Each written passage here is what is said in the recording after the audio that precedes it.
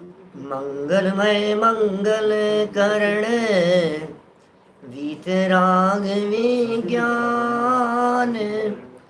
नमुताई जाते भये अरहंतादिमान। करि मंगल करि हो महा ग्रंथ करन के काज। जाते मिले समाज सब पावे निज पद राज। पावे निज पद राज। मिथ्या देवादिक भजे हो है मिथ्या भाव। तज तिनको साचे भजो यह हित हेत उपाव। यह हित हेत उपाव। मोक्ष मार्ग प्रकाशक नामक ग्रंथ छठा अधिकार कुदेव कुगुरु और कुधर्म का प्रतिषेध करने वाला, गृहीत मिथ्यात्व का निषेध करने वाला, पाप नहीं महापाप को हमारे जीवन में से छुड़ा देने वाला ये महान ग्रंथ है। इस महान ग्रंथ में कुदेव और कुगुरु की चर्चा हम अपेक्षित विस्तार से आपके बीच में कर चुके हैं। आज संभवतः कल भी संपन्न हो जाएगी ये चर्चा। देखिए, महामुनिराजों की इस चर्चा में 185 नंबर पेज पर शिथिलाचार की पोषक युक्तियों के संदर्भ में चर्चा चल रही थी। कितनी बातें यहाँ बतला दी गई है कि गुरु के बिना तो निगुरे कहलाएंगे कि नहीं कहलाएंगे, क्योंकि हम गुरु को मानते तो हैं कि साहब वर्तमान में केवली का अभाव है, लेकिन मुनि का तो अभाव नहीं कहा है। तो मुनि का तो सद्भाव मानो कि बिल्कुल हम मुनिराज का सद्भाव मानते हैं, लेकिन हमारे आंखों के सामने हो ऐसा तो नहीं कहा जा सकता है। हो भी सकते हैं और नहीं भी हो सकते हैं, है ना। तो देखना पड़ेगा, महाभाग्य से ऐसे गुरुओं का योग मिलता है जिनमें मुनिपने के लक्षण नहीं दिखाई देते हो, उन्हें किसी भी रूप से मुनि नहीं माना जा सकता है। देखिए, बहुत महत्वपूर्ण बात कहता हूँ, थोड़ा उपयोग एकाग्र करके सुनना। जो मुनि नहीं है उन्हें मुनि माने तो पापी। जो साधु नहीं है, जो गुरु नहीं है, जो दिगंबर मुनिराज नहीं है, जिनमें दिगंबर संतों जैसे मूल गुण नहीं है, उन्हें यदि गुरु और साधु माने तो पापी। और जो सच्चे दिगंबर मुनि हैं उनको न माने तो भी पापी। मुनिराज को नहीं माने वो पापी, और जो मुनिराज नहीं है उन्हें माने वो महापापी। ऐसा है। तो कितना सावधान रहने की जरूरत है इन सब बातों के संदर्भ में कि साहब फिर भी ज्ञान तो मिलता ही है उनसे। कि सुनो, कितना भी ज्ञान मिलता हो, ज्ञान तो लौकिक रीति से गुरुओं के माध्यम से भी मिलता है। वो लौकिक विनय अलग प्रकार की चीज है, और यहाँ जो बात कह रहे हैं सो अलग प्रकार की बात है। लौकिक विनय तो माता पिता की भी होती है, लौकिक विनय तो हमारे बड़ों की भी होती है। हमने विनय संपन्नता में 2 दिन पहले चर्चा की आपसे। करी विनय बहुगुण बड़े जन की ज्ञान का पावे उदा। तो ज्ञान का उदय प्राप्त करने हेतु बड़ों की और बड़े गुणवान लोगों की विनय तो की ही जाती है, की जाएगी, कोई बात नहीं। बड़ों की विनय करेंगे, गुरुओं की विनय करेंगे, लेकिन यहाँ तो धर्म का प्रयोजन है भाई साहब। यहाँ तो देवशास्त्र गुरु का प्रयोजन है। यहाँ तो सच्चे वीतरागी दिगंबर गुरु, पंच परमेष्ठियों में आने वाले गुरुओं की चर्चा की जा रही है। तो यहाँ तो चारित्रम खलु धम्मो ये लक्षण लागू होगा। चारित्र ही वास्तव में धर्म है। असली धर्म तो चारित्र ही है, और जिनमें उत्कृष्ट चारित्र मूल गुणों का पालन जैसा दिखाई देता है उन्हें ही सच्चा गुरु जानना। देखिए, जो लोभी होंगे, जो लालची होंगे, जो स्वार्थी होंगे, जो अपने प्रयोजन को सिद्ध करना चाहते होंगे, उनके मेहनतपना नहीं हो सकता, क्योंकि अंतरंग में लोभ है। और यहाँ एक बात उठा दी थी कि साहब हमारे जो साधु दिखाई देते हैं, मुनिराज जो दिखाई देते हैं, उनमें भी तो आहार लेने की प्रवृत्ति देखी जाती है। मुनिराज भी तो आहार लेते हुए दिखाई देते हैं कि भैया आहार लेते हैं, लेकिन बहुत भावपूर्वक यदि कोई उन्हें आहार देवे तो आहार ग्रहण करते हैं, अन्यथा वे आहार भी ग्रहण नहीं करते। दातार के द्वारा किंचित भी यदि चूक दिखाई देती है तो वे आहार ग्रहण नहीं करते। वे शक्ल देख करके आहार नहीं लेते, वे नवदा भक्ति देख करके आहार लेते हैं। चेहरा देख करके, बाहर में वैभव देख करके, धन संपत्ति आदि देख करके वे आहार ग्रहण नहीं करते। वे आहार ग्रहण करते हैं उसकी भक्ति देख करके, उन्हें पता लग जाता है। देखिए आप, तो क्या कह रहे हैं यहाँ, आहार की चर्चा हो गई, इसलिए बोले ये प्रकरण देखिए 185 पेज पर नीचे से 6ठी-7वीं लाइन देखिए क्या कह रहे हैं। निर्ग्रंथ के सिवा अन्य जीव सर्व प्रकार गुणवान नहीं है।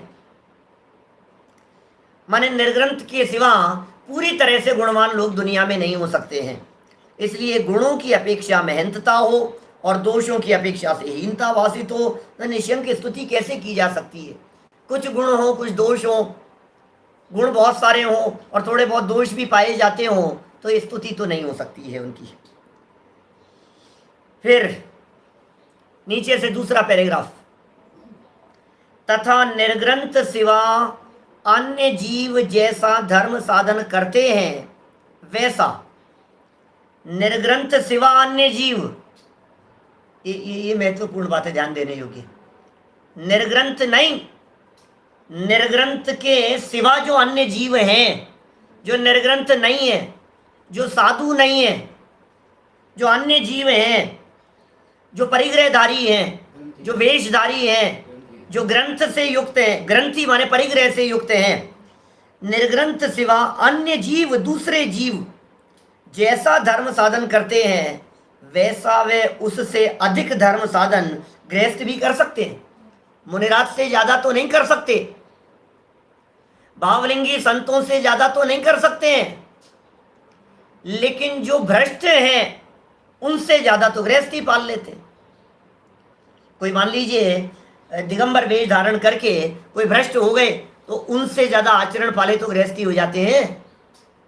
ऐसा भी हो सकता है गृहस्थ है वो परिग्रह परिमाण व्रत का धारी हो और कोई साधु हो करके लंबे चौड़े पैसों का, बिजनेस का हिसाब किताब रखता हो।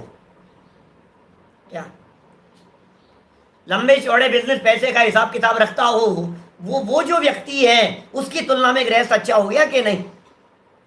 गृहस्थ कदाचित ऐसा हो सकता है मोबाइल नहीं रखता हो और कोई साधु हो करके मोबाइल रखे, तो अब बात तुलना करो ना आप दोनों की कि साहब ये तो साधु हैं, लेकिन साधु जैसा आचरण कर रहे हैं उससे अच्छा तो गृहस्थ करते हुए दिखाई दे रहे हैं। बहुत से गृहस्थ, व्रती गृहस्थ, प्रश्न किया स्वयं नहीं उठाया, वैसा वे उससे अधिक साधन गृहस्थ भी कर सकते हैं। वहां गुरु संज्ञा किसको होगी, बोलो ज्यादा अच्छा आचरण करने वालों को या वेश धारण करने वालों को। इसलिए जो बाह्याभ्यंतर परिग्रह रहित निर्ग्रंथ मुनि है उन्हीं को गुरु जानना।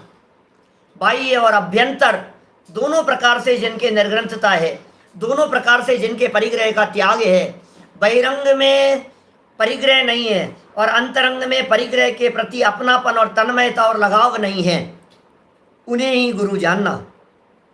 अब एक बहुत सुंदर प्रश्न उठाया है यहाँ, जिस पर थोड़ी बहुत चर्चा करनी है हमारे को आज। यहाँ कोई कहे ऐसे गुरु तो वर्तमान में यहाँ नहीं है। भाई जिन निर्ग्रंथ गुरुओं की बात कर रहे हो ऐसे गुरु तो वर्तमान में यहाँ नहीं है। टोडरमल जी ने जब लिखी थी तब की बात कह रहे हैं। इसलिए जिस प्रकार अरहंत की स्थापना प्रतिमाएं हैं, उसी प्रकार गुरुओं की स्थापना है, वेशधारी है। क्या दिक्कत है? अरंत भगवान है, साक्षात अरंत नहीं है ना अभी यहाँ।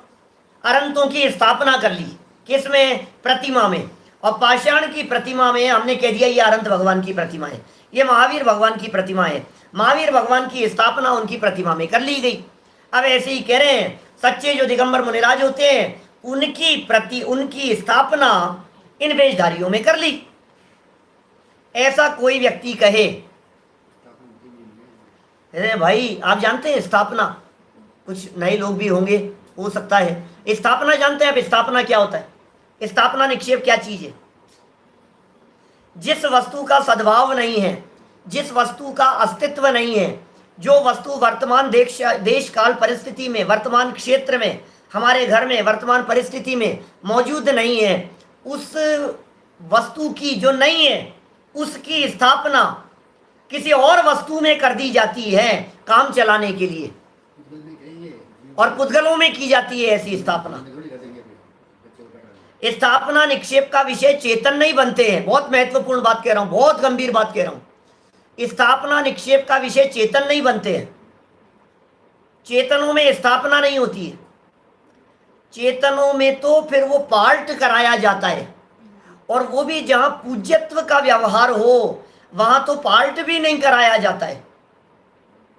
पंच कल्याणक प्रतिष्ठा महोत्सवों में इंद्र बना दिए जाते हैं, सौधर्म इंद्र बना दिए जाते हैं, स्वर्ग के देव बना दिए जाते हैं, अष्ट कुमारियां और 56 कुमारियां बना दी जाती है, लोकांतिक देव बना दिए गए, विद्याधर राजा बना दिए गए, भूमि गोचरी राजा बना दिए गए, सब बना दिए। यहां तक कि तीर्थंकर के माता पिता भी बना दिए गए, लेकिन किसी को तीर्थंकर बना करके बिठा दो, बोलो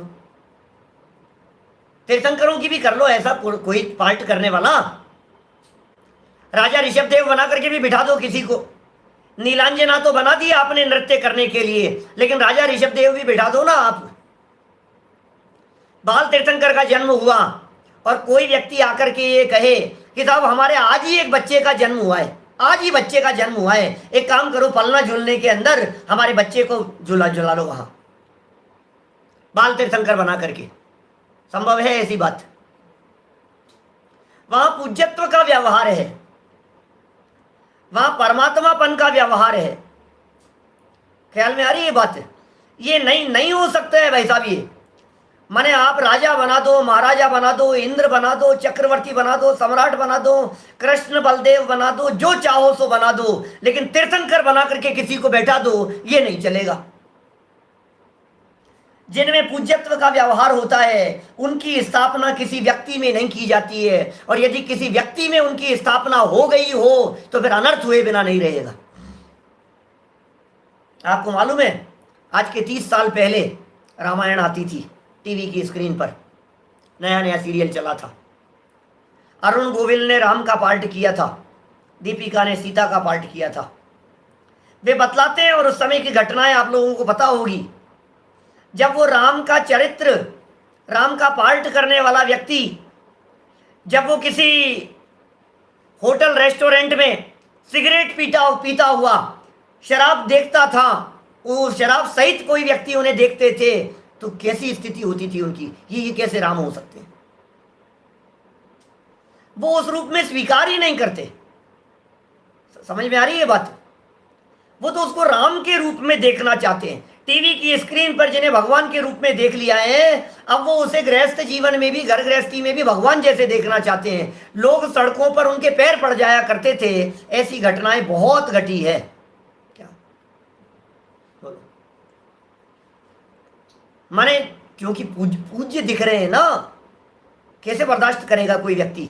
इन बातों को कैसे बर्दाश्त किया जा सकता है? इसी तरह से कह रहे हैं जो गुरु हैं हमारे, अरहंत भगवान की स्थापना प्रतिमा में तो कर दी है, अरिहंत भगवान की स्थापना मूर्ति में तो की जा सकती है, लेकिन मेरे में कर दो, आप में कर दो, किसी व्यक्ति में कर दो, ऐसा नहीं हो सकता है। जैसे तीर्थंकरों की स्थापना प्रतिमा में ही हो सकती है, किसी व्यक्ति में नहीं, ठीक इसी तरह से गुरुओं की स्थापना भी किसी वेशधारी में नहीं की जा सकती है। और बहुत सुंदर जवाब दिया। देखो अभी तो प्रश्न पढ़ा है हमने, जवाब तो पढ़ा ही नहीं है टोडरमल जी का। जवाब देखो जरा 186 नंबर पेज पर ऊपर। उत्तर, जिस प्रकार राजा की स्थापना चित्रादि द्वारा करे तो वह राजा का प्रतिपक्षी नहीं है। क्या गजब उदाहरण दिया। राजा की स्थापना करनी है, राजा के चित्र में कर दो, चलेगी, किसी दूसरे में नहीं कर सकते। अच्छा, आप अपने पिता की स्थापना पिता के चित्र में तो कर सकते हैं, लेकिन किसी दूसरे व्यक्ति में पिता की स्थापना नहीं कर सकते। नए व्यक्ति थोड़ी ना पिताजी हो जाएगा। पिता की स्थापना पिता के चित्र में तो हो सकती है, उन्हीं का चित्र है, और स्थापना निक्षेप से हम उनको पिताजी भी कहेंगे, ये हमारे पिताजी है, और उस चित्र का अभिनय भी नहीं करेंगे, उस चित्र का अपमान भी नहीं करेंगे, है ना, क्योंकि वो पिताजी है। इसी तरह से कह रहे हैं राजा की स्थापना चित्रादि द्वारा करे, तब तो कोई ठीक दिक्कत नहीं है बिल्कुल भी। अरे रामचंद्र जी की स्थापना की थी ना भरत जी ने। 14 वर्ष के लिए जब रामचंद्र जी सीता लक्ष्मण वनवास के लिए चले गए थे, तो उनके छोटे भाई भरत के द्वारा राज्य चलाते समय रामचंद्र जी की खड़ऊ चरण पादुका उसको सिंहासन पर रख करके स्थापना कर दी थी ना कि ये रामचंद्र जी हैं। लेकिन किसी दूसरे बच्चे को बिठा दे रामचंद्र जी बना करके, ये तो नहीं हो सकता है भाई। चेतन की स्थापना चेतन में करे, वहां तक तो चले, लेकिन एक चेतन के पूज्यत्व व्यवहार की स्थापना दूसरे चेतन में नहीं हो सकती है। यदि किसी दूसरे चेतन में उसकी स्थापना कर दी गई तो फिर विरोध भाव जागृत होगा, क्योंकि वो तो प्रतिपक्षी है। चांदीवाल जी साहब, किसी प्रतिपक्षी को ऐसा नहीं खड़ा किया जा सकता है, किसी विरोधी व्यक्ति को उसकी जगह पर स्थापना करके नहीं बिठाया जा सकता है। जब ये कहते हैं ना अश्वमेघ यज्ञ की चर्चा आती है, सुनते हैं अपन, रामचंद्र जी ने अश्वमेघ यज्ञ किया और सीता वनवास दे चुके थे उसके पहले, तो फिर उन्होंने सोने की सीता को बिठाया, किसी दूसरी सीता को नहीं बिठाया। बोलो, अश्वमेघ यज्ञ के दौरान ये काम नहीं किया उन्होंने कि वो सीता की जगह किसी दूसरी पत्नी को सीता बना करके, अपनी पत्नी बना करके बिठा देवे, नहीं चलेगा। गोल्ड की सीता बनाई और उसे वहां स्थापित किया और फिर कार्य किया।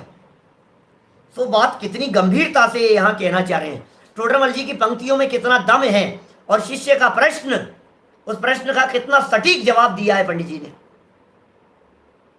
जिस प्रकार राजा की स्थापना चित्रादि द्वारा करे तो वह राजा का प्रतिपक्षी नहीं है, और कोई सामान्य मनुष्य अपने को राजा मनाए तो राजा का प्रतिपक्षी होता है। अब किसी सामान्य मनुष्य को कहे, वो सामान्य मनुष्य कहे नहीं नहीं मैं राजा हूं, क्या ऐसे तो नहीं, लेकिन आप मुझे है ना स्थापना से राजा मान लो, असली नहीं है ना तब तक आप मुझे राजा मान लो, नहीं चलेगा। देखिए बगड़ा जी साहब, देखो क्या कह रहे हैं आगे। उसी प्रकार अरहंतादिक भी पाषाण आदि में स्थापना बनाए तो उनका प्रतिपक्षी नहीं है। पाषाण में स्थापना बना दी होती है ना, अचेतनों के अंदर कितनी स्थापना तो रोजाना ही करते हैं अपन। 4 प्रकार के निक्षेप कहे तत्वार सूत्र में। नाम स्थापना द्रव्य भाव तस्तन्यास है। नाम स्थापना द्रव्य भाव तत् न्यास है। नाम स्थापना द्रव्य और भाव इनसे निक्षेपित करना, तो उसमें स्थापना निक्षेप का क्या विषय है, काम चलाने के लिए किया जाता है। इस तरह का रोजाना अपन चंदन चढ़ाते हैं, पुष्प चढ़ाते हैं, नैवेद्य चढ़ाते हैं, दीप धूप चढ़ाते हैं, ये सब स्थापना निक्षेप के विषय हैं। आजकल इनमें भी छल चलने लगा है बहुत ज्यादा। ऐसा छल चलता है, अनेक लोग ये कहते हैं तुम बोलते तो दीपक हो क्या, और चढ़ाते हो वो नारियल गोले की, कोकोनट के जो है पीस, उनको आप चढ़ाते हो कलर करके, बोलते तो दीप हो और चढ़ाते ये हो, तो तुम पूजा में झूठ बोलते हो। ऐसा कह करके दीपक जलाने का उपदेश लोग देने लगे हैं। ये साहब ये झूठ लगेगा। फिर मैं कहता हूं उन्हीं लोगों से ये कहना चाहता हूं, तो फिर आप पुष्प रखने की बात क्यों नहीं करते हो? बोलो, कहीं तो पुष्प रखने की बात भी करने लगे क्या? कई लोग तो कहते हैं कि पुष्प रखना चाहिए ओरिजिनल। अब ये ऐसी भी बात चलती है, और कोई जो पुष्प नहीं रखते वो भी दीपक जलाने की बात करते हैं। अरे भाई, ये पूजा का जो व्यवहार है ये स्थापना का व्यवहार है। यहाँ स्थापना की जाएगी। ये चर्चाएं कुछ इस तरह की आगे कुधर्म के प्रकरण में परसों से शुरू होगी, क्योंकि कल तक अपन ये कुगुरु वाला प्रकरण खत्म कर देंगे और परसों कुधर्म की चर्चा आएगी, कोटे धर्म आदि की चर्चाएं करेंगे। लेकिन ये जो पूजन पद्धति का व्यवहार है ये स्थापना निक्षेप का व्यवहार है। और फिर यदि आप इस स्थापना को नहीं मानेंगे तो फिर आप तो न मालूम क्या क्या कह रहे हो, बावन चंदन, ये वो दुनिया भर की चर्चाएं, कल्प वृक्ष का, क्षीरोदधि का जल, तो फिर लाओ ना, फिर क्यों झूठ बोल रहे हो आप? उन सब की स्थापना भी तो हमने कर ली है ना। उसमें ख्याल में आ रही है बात? हमने क्षीरोदधि के जल की स्थापना कर दी, हमारे कलश में जो जल भरा हुआ है उसमें। चंदन की स्थापना कर दी उस सुगंधित जल में।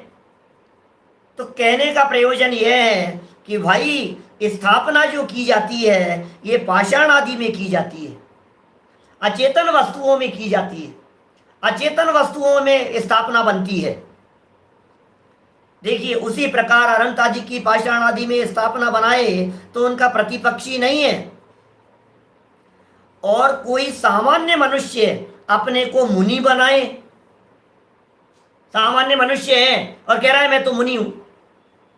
अकेला दिगंबरों में नहीं चलता है, श्वेतांबरों में, स्थानकवासियों में, हिंदुओं में, अजैन लोगों में, जैनेतर लोगों में, सब में आचार्य नाम मिलेंगे आपको। पीछे कहे थे ऐसे शब्द पंडित जी ने, कहते ना महंतता धारण करें, ऊंची पदवी धारण करके। तो आप नाम रख लिया, नाम तो बड़े बड़े रख लिया आपने।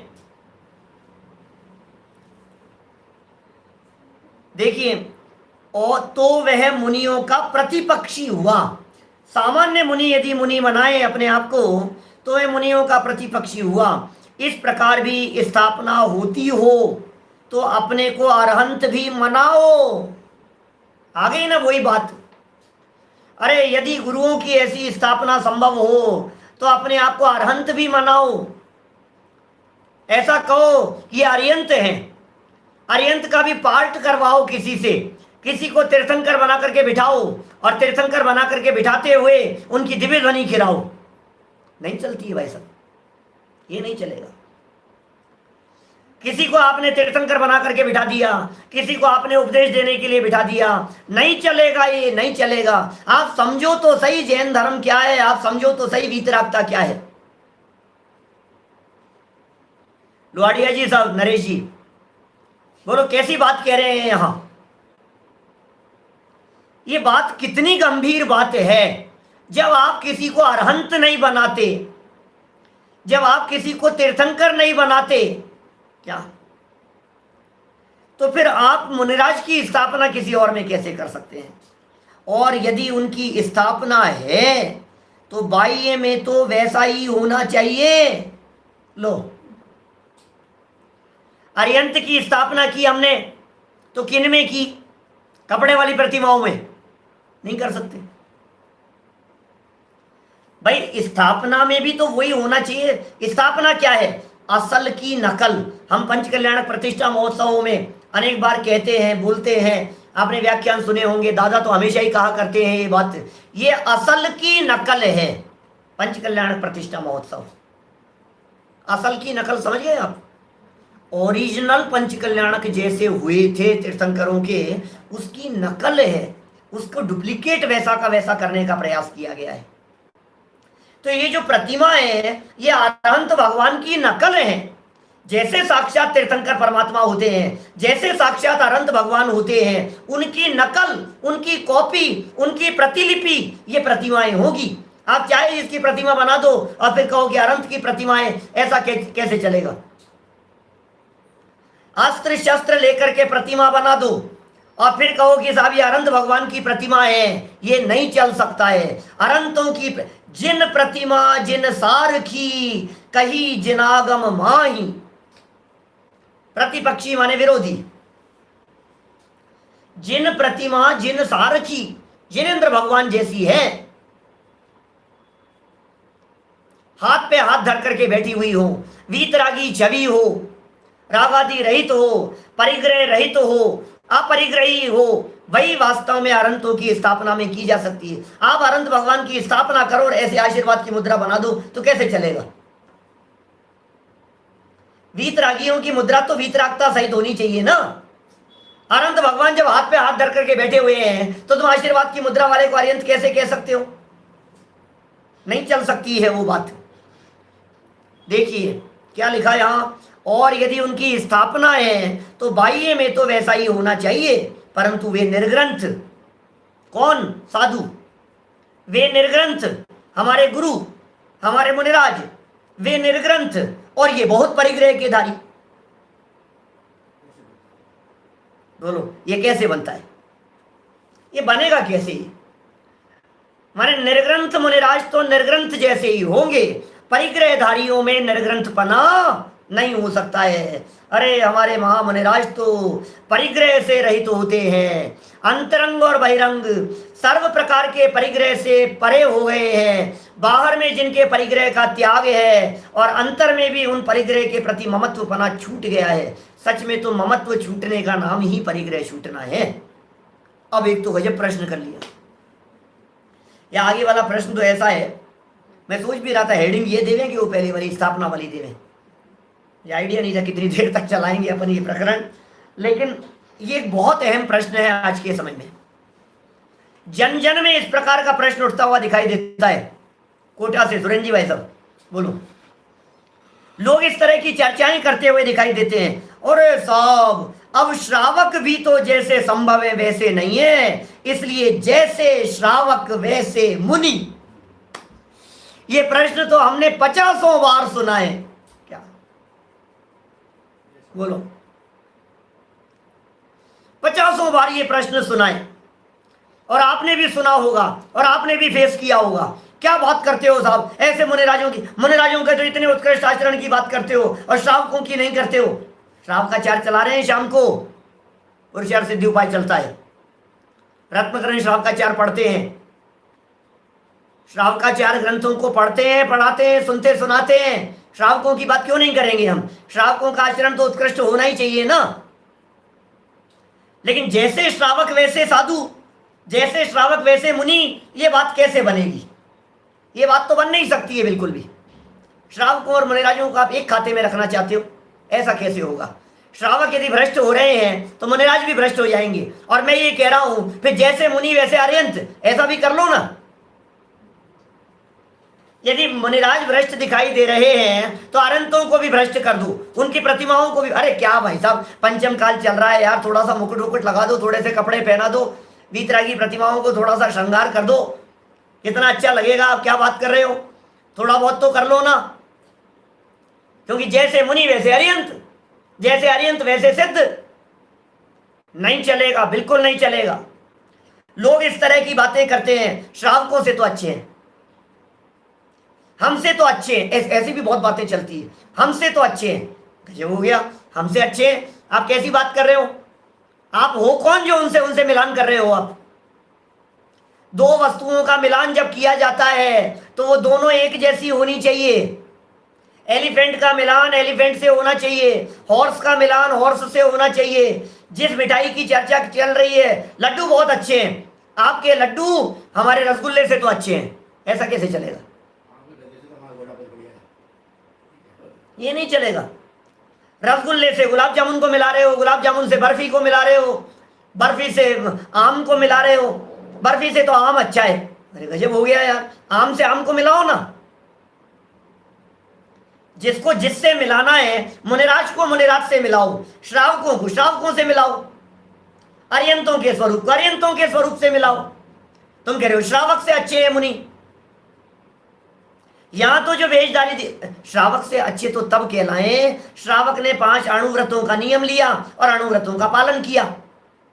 और ये वहां पहले दिए जा चुके हैं तर्क, मैं रिपीट नहीं करना चाहता हूं।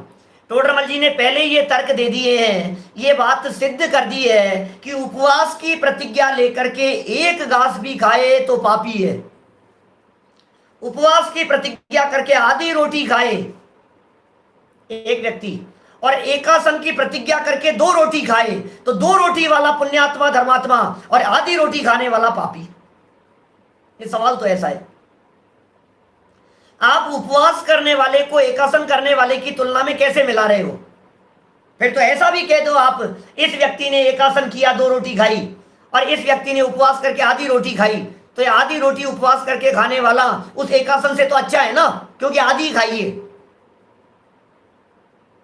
क्या कहेंगे आप? भाई उससे तो अच्छा है क्योंकि उसने 2 खाई है और इसने आधी खाई है, तो उससे तो अच्छा है ना। लेकिन प्रतिज्ञा कौन सी की थी? प्रतिज्ञा तो उपवास की है।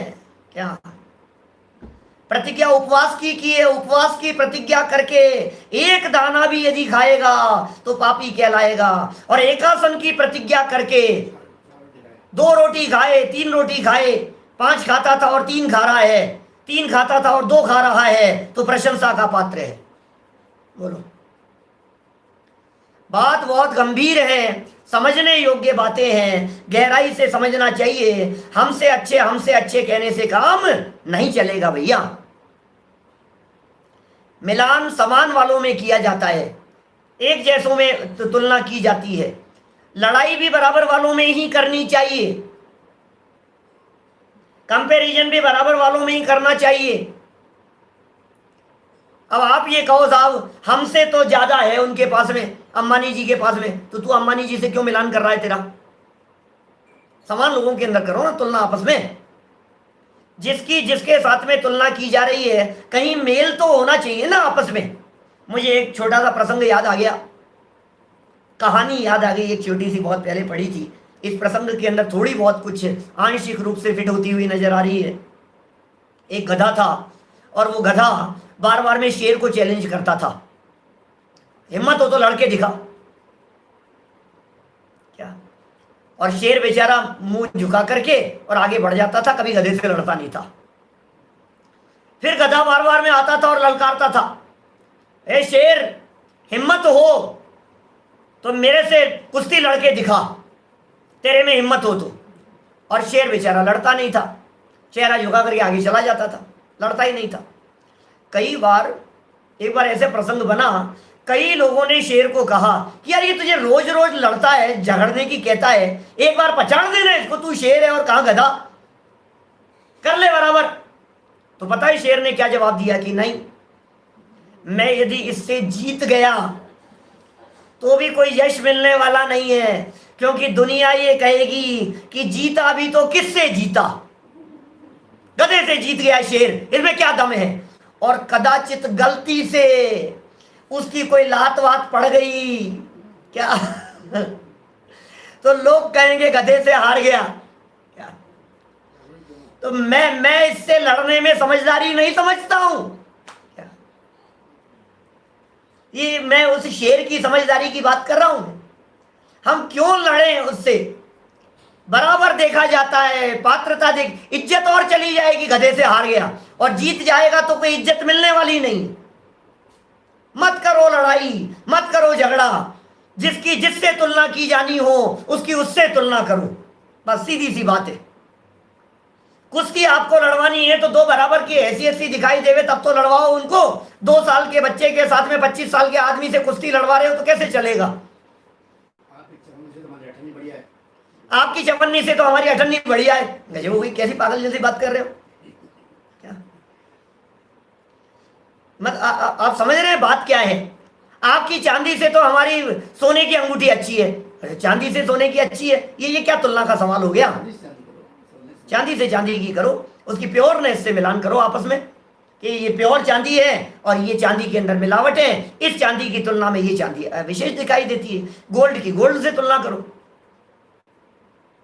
माने ये कितने सुंदर तर्क हैं पंडित जी साहब के, सोच सोच करके ऐसा लगता है गजब किया है पंडित जी ने, कमाल कर दिया है भाई साहब। देखिए प्रश्न क्या उठाया है, श्रावक जैसे श्रावक वैसे मुनि, बराबर। अब देखिए श्रावक संज्ञा तो शास्त्र में सर्वगृहस्थ जैनियों की है। श्रावक संज्ञा किसकी है हमारे यहां जिनागम में? सारे गृहस्थ, जितने गृहस्थ दिखाई देते हैं उन सब की हमारे यहां जिनागम में श्रावक संज्ञा है। जैन श्रावकों की, जैनियों की, गृहस्थ जैनियों की। श्रेणिक भी असंयमी था, उसे उत्तर पुराण में श्रावकोत्तम कहा है। राजा श्रेणिक असंयमी व्यक्ति हो या संयमी, दो प्रकार के श्रावक हो सकते हैं ना, एक अविरति श्रावक है, एक व्रती श्रावक है, दो प्रकार से श्रावक हो सकते हैं। देखिए 12 सभाओं में श्रावक कहे हैं, 12 सभाएं समविचरण की चर्चा कर रहे हैं।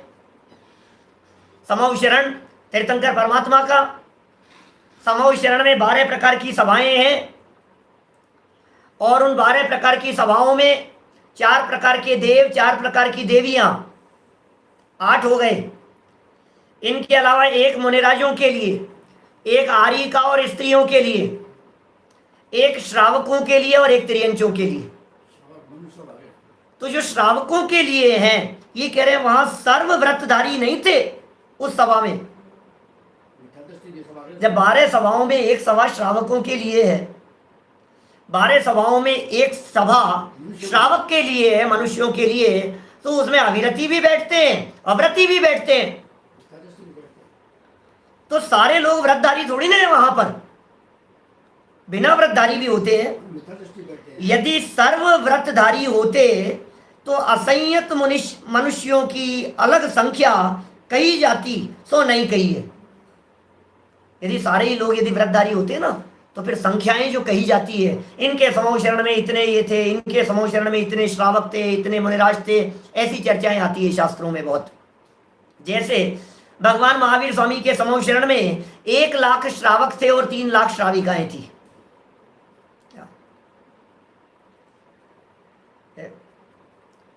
एक सभा में कितने लोग होते हैं ऐसा कोई नियम नहीं है।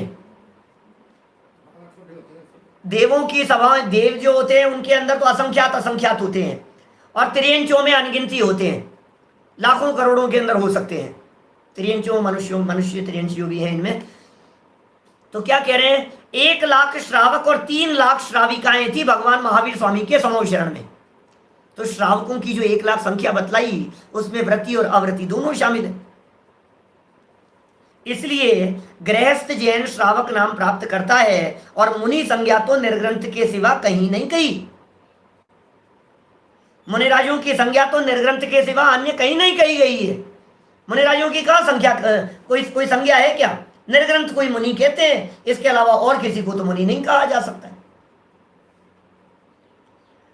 कितने सुंदर तर्क दे रहे हैं, देखो। और गजब की बात सुनना आगे, अगला पैराग्राफ और। तथा श्रावक के तो 8 मूल गुण कहे हैं, इसलिए मद्य मांस मधु 5 उदंबर आदि फलों का भक्षण श्रावक के है नहीं। श्रावक है, 5 उदंबर फलों का त्याग है, मद्य मांस मधु का त्याग है, इसलिए किसी प्रकार से श्रावकपना तो संभवित भी है। श्रावकपना तो संभव है, क्योंकि श्रावकों के 8 मूल गुण कहे हैं और ये 8 मूल गुणों का पालन करता है, मद्य मांस मधु का सेवन नहीं करता है। अरे कितने ही श्रावक उत्कृष्ट आचरण के धनी इस जगत में दिखाई देते हैं। हम आप जैसे लोग भी कितना उत्कृष्ट आचरण का पालन करते हैं। सारे हमारे साधर्मी लोग रात्रि भोजन नहीं करते, जमीकंद नहीं खाते, अनैतिक आचरण नहीं करते। ये तो सब श्रावकों के में दिखाई दे रहा है। विशेषकर बात करता हूं मुमुक्षु श्रावकों की, 99% हमारे मुमुक्षु श्रावकों का जो आचरण है वो उत्कृष्ट आचरण दिखाई देता है। श्रावकों का आचरण 99%। रात्रि भोजन नहीं करने वाले, आलू प्याज नहीं खाने वाले, जमीकंद नहीं खाने वाले, गाजर मूली बैंगन लहसुन नहीं खाने वाले, खोटा आचरण नहीं करने वाले, मद्य मांस मधु का सेवन तो दूर दूर तक नहीं है जिनके जीवन में, ये सब दिखता है उनके जीवन में। तो ये कह रहे हैं श्रावकपना तो संभवित है। परंतु अब बात कीजिए, परंतु मुनि के 28 मूल गुण हैं, मुनिराजों के 28 मूल गुण हैं, सो वेशियों के दिखाई ही नहीं देते। वेशधारियों की बात कर रहे हैं, 28 मूल गुण दिखते ही नहीं है। इसलिए मुनिपना किसी भी प्रकार संभव नहीं है। भाई साहब, मूल गुणों का की खबर तो होनी चाहिए। मूल गुण कौन से हैं? 6 ढाला की 6ठी ढाल के अंदर मैंने विस्तार से चर्चा की है। पूरी 6ठी ढाल में मुनिराजों की चर्चा है, 2-3 महीने पहले ही की है।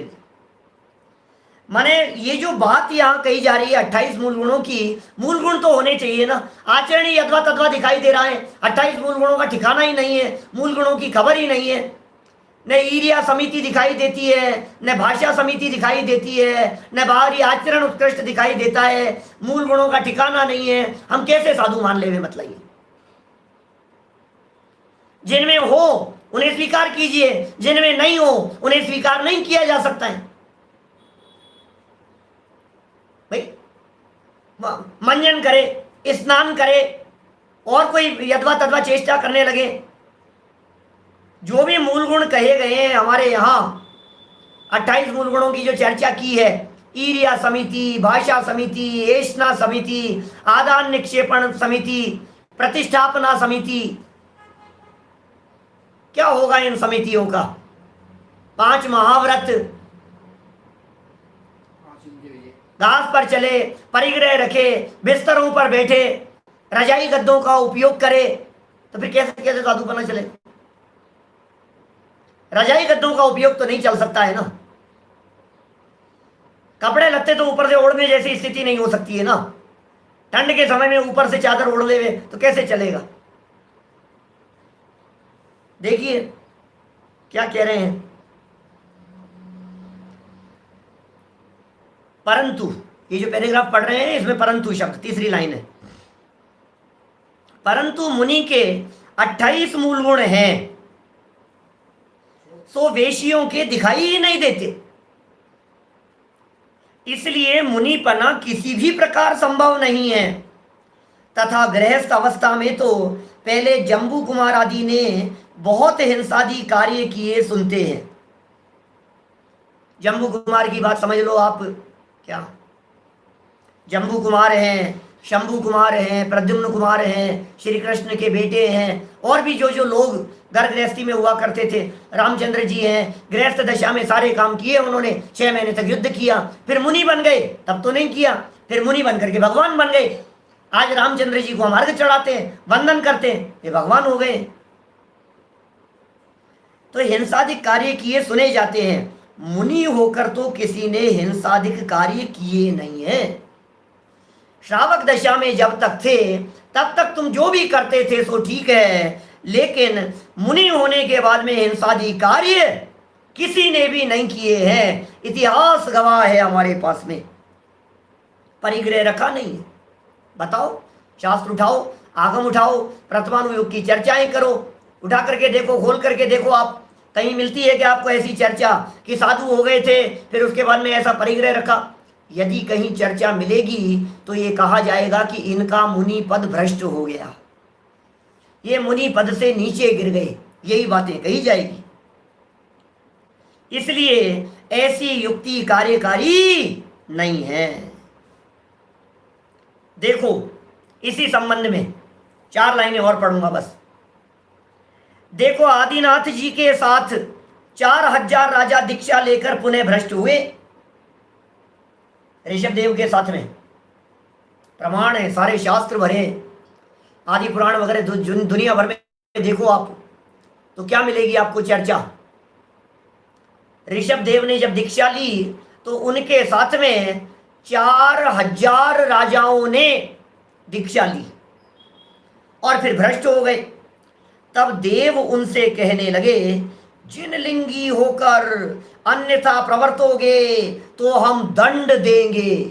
लो, आकाशवाणी हुई, देवों ने आकर के धमकाया उन्हें, अरे दिगंबर वेश धारण करके तुम यदि ऐसा अनैतिक आचरण करोगे तो हम तुम्हें दंड देंगे। जिन लिंग छोड़कर जो तुम्हारी इच्छा हो सो तुम जानो, कपड़े पहन करके तुम्हें जो कुछ करना हो सो करो। क्या अब हम क्या कहें तुम्हारे से? ये चीज चलती नहीं है। जो दशा तुम्हारी दिखाई दे रही है, जो प्रवृत्तियां, जो आचरण तुम्हारा दिखाई दे रहा है, ये प्रवृत्तियां और आचरण मुनि दशा के योग्य नहीं है। छोड़ो तुम मुनि दशा। तो भाई देखो, मैं यहां कह सकता हूं वर्तमान समय में तो देव लोग आते नहीं है। कौन कहे? कहने वाला कौन? श्रावकों की कहां हिम्मत है। लेकिन फिर भी देखा जाता है हिंदुस्तान में जब कुछ पानी नाक से ऊपर निकल जाता है तो कई नगरों में, कई गांवों में वो कपड़े पहनाते हुए भी घटनाएं दिखाई देती है। होती हैं ऐसी भी बातें। श्रावकों को जागृत रहना पड़ेगा, मुनिराजों को जागृत और श्रावकों को भी जागृत। वे हमारे आराध्य हैं, वे हमारे साधना के स्थान हैं, वे हमारे लिए पूज्य हैं। हम उनके चरणों, वे हमारे आदर्श इसलिए हैं कि हमें उन जैसा बनना है। और आदर्श में, पूज्यत्व के व्यवहार के अंदर इस तरह की शिथिलता बर्दाश्त योग्य नहीं होती है। इसलिए जिनलिंगी कहलाकर अन्यथा प्रवर्ते, वे तो दंड योग्य है। और जो दंड योग्य हो वो वंदना योग्य कैसे हो सकता है? जो सजा का अधिकारी हो, जिसे सजा मिलेगी, क्या वो वंदना योग्य नहीं हो सकता है, वो पूजनीय नहीं हो सकता है। इसलिए जो बातें यहाँ जिस विवक्षा से कही गई है उन्हें इसी विवक्षा से समझना, अन्यथा नहीं समझना। बातें बहुत है, अभी थोड़ी और कहिए, कल करेंगे इसके बारे में चर्चा। जो बातें यहाँ और विशेष कहने को रह गई है, जिनमें भाई क्या करें, लोक लाज की बात और फिर तत्व श्रद्धान की बात है, अकेले हाथ जोड़ने से क्या होता है, इस तरह की कई बातें और है। कल इस प्रकरण को अपन संपन्न कर देंगे। अभी की बात को हम यही विराम देते हैं। ओम नमः शिवाय। दोपहर की सूचना आज एक विशेष प्रवचन की दी जा चुकी, कल भी दी थी, कल सुबह नहीं दी थी शायद आप लोगों के प्रवचन में, लेकिन दोपहर में 4 बजे सामान्य लोगों की दृष्टि से लेने वाला हूँ। कर्म सिद्धांत की चर्चा करने वाला हूँ, क्योंकि मेरी सभा में जैन लोगों के साथ साथ में दिगंबर भी होंगे, श्वेतांबर भी होंगे, अजैन भी होंगे, अजैन लोग भी सभा में होंगे। तो चर्चा चलेगी कर्म सिद्धांत की उपयोगिता। कर्म सिद्धांत यूनिक सिद्धांत है हमारा जैन परंपरा में। उसकी चर्चा दोपहर में ठीक 4 बजे से आप ही के घर पर, आप ही के मोबाइल पर लोगों को सूचित कर सकते हैं, और उसका जो पंपलेट है वो भी डाल दिया जाएगा आप लोगों के ग्रुप पर। निज निधि निज में बताई, यह अनंत उपकार है, उसके लिए जिन वाणी माँ को वंदना शतबार है, वंदना शतबार है। नौ बाणों का